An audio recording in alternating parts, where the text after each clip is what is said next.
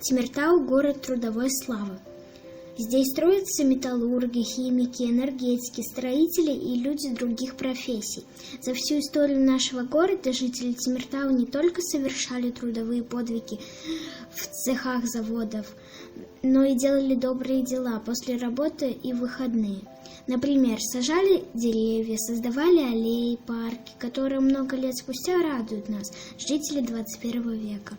В 1934 году под девизом «Каждый житель должен посадить дерево» энергетики Темиртау заложили первый городской парк. В 2018 году парк отремонтировали, и он стал очень красивый. В середине 50-х годов строители Темиртау после работы и на выходных высаживали деревья за кинотеатром «Восток». Они тогда не знали, что спустя 20 лет, к 1979 году, здесь разрастется большой парк, в котором установят аттракционы.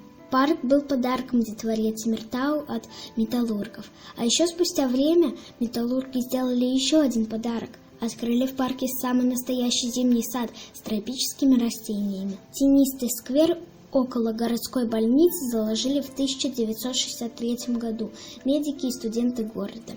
Недавно сквер отремонтировали, и он стал очень уютным. Еще одна зеленая аллея, на которой растут самые настоящие сосны, есть на 70-м квартале, недалеко от моей школы номер 31. Аллею заложили строители и жильцы микрорайона в 1982 году, почти 40 лет назад. Всегда в озеленении города принимали участие школьники. Благодаря добрым сердцам горожан в Темиртау есть много зеленых уголков. Пусть зеленое сердце бьется в каждом из нас.